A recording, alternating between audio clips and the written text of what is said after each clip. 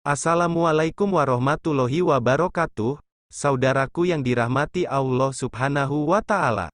Dalam kesempatan kali ini, Cahaya Islam akan membahas tentang kenapa Allah mencabut lisan para binatang. Tahukah Anda, ternyata dulunya binatang bisa berbicara dengan manusia tanpa perlu dilatih. Lalu kenapa kemampuan tersebut dihilangkan? Sebelum kita lanjut, jangan lupa dukung channel kami dengan cara like, komen, dan share ke saudara, teman, dan keluarga kita agar sedikit menambah pengetahuan dan keimanan kita. Kisah nabi-nabi terdahulu kita tak asing lagi dengan bagaimana kuatnya ikatan manusia dan hewan di masa itu. Salah satu kisah yang paling populer adalah kemampuan yang diberikan Allah Subhanahu wa Ta'ala kepada Nabi Sulaiman alaihi salam. Nabi Allah ini mampu berbicara dengan berbagai bahasa hewan yang paling mengagumkan, lagi karena hewan-hewan ini bisa patuh kepada Nabi Sulaiman. Berdasarkan kisah yang tercantum dalam buku The Leadership of Sulaiman yang ditulis Ibnu Mas'ud, suatu ketika Nabi Sulaiman alaihi salam dan pasukan-pasukannya yang terdiri dari kalangan manusia, jin dan burung ingin melakukan parade.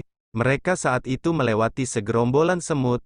Melihat para pasukan Nabi Sulaiman alaihi salam dalam jumlah besar, Ratu Semut memberi arahan pada pasukannya agar segera menghindar. Mereka pun lari terbirit-birit dan bersembunyi dalam lubang-lubang, agar mereka tak diinjak dan berakhir naas. Ternyata Nabi Sulaiman alaihi salam mendengar percakapan tersebut.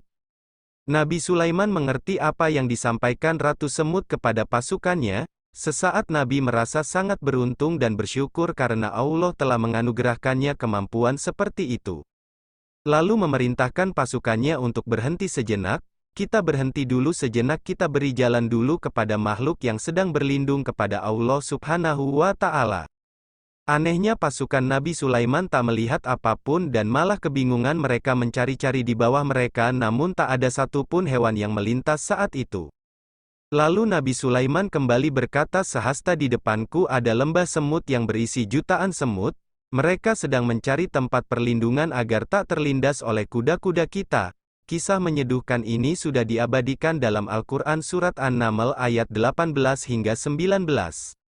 Hingga ketika sampai di lembah semut, Ratu Semut berkata, wahai para semut, masuklah ke dalam sarangmu agar kamu tidak dibuat oleh Sulaiman dan bala tentaranya. Sedangkan mereka tidak menyadarinya. Nabi Sulaiman tersenyum seraya tertawa karena mendengar perkataan semut itu. Dia berdoa, ya Tuhanku, anugerahkanlah aku ilham dan kemampuan untuk tetap mensyukuri nikmat-Mu yang telah Engkau anugerahkan kepadaku dan kepada kedua orang tuaku, dan untuk tetap mengerjakan kebajikan yang Engkau ridhoi.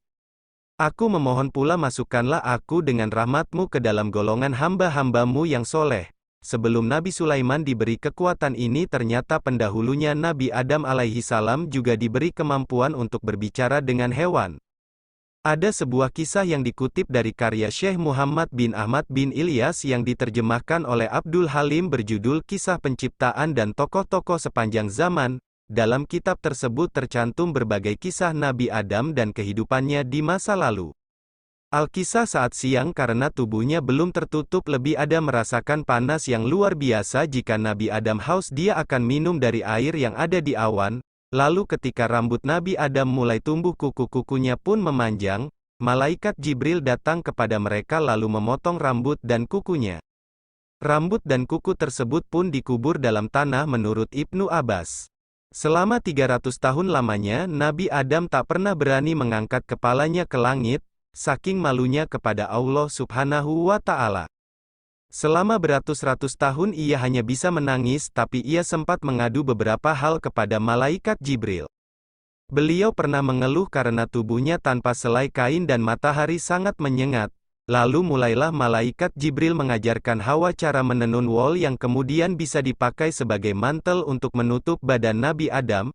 Tapi ada masalah lain yang dikeluhkan oleh Nabi Adam. Ia kembali mengadu karena merasa kelaparan dan perutnya keroncongan.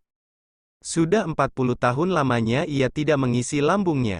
Malaikat Jibril lalu pergi dan datang lagi dengan membawa 2 kerbau dari surga, yang satu berwarna hitam, satunya lagi berwarna merah. Jibril mengajarkan kepadanya bagaimana cara mengolah tanah. Setelah diajari, mulailah Nabi Adam membajak sawah. Kemudian Jibril membawakan segenggam benih dan mengajarkan bagaimana cara menanamnya. Setelah tahu semuanya mulailah Nabi Adam menanamnya. Saat sedang sibuk membajak tanah ada keanehan yang dirasakan oleh Nabi Adam. Salah satu kerbaunya diam Nabi Adam pun memukulnya dengan pecut yang ia genggam. Allah Subhanahu wa Ta'ala lalu menjadikan kerbau itu berbicara sehingga bisa protes kepada Nabi Adam, "Kenapa kau memukulku?" kata kerbau itu, "Karena kamu membangkang," balas Nabi Adam. "Betapa lembutnya Allah kepadamu karena Dia tidak memukulmu ketika kamu membangkang kepadanya." Nabi Adam merasa amat tertampar seperti ada yang menancap di hatinya. Nabi Adam pun larut dalam tangis dan merasa terhina karena dipermalukan oleh hewan-hewan. "Wahai Tuhanku, semua benda mengejekku, bahkan binatang-binatang pun membenciku karena kejadian tersebut."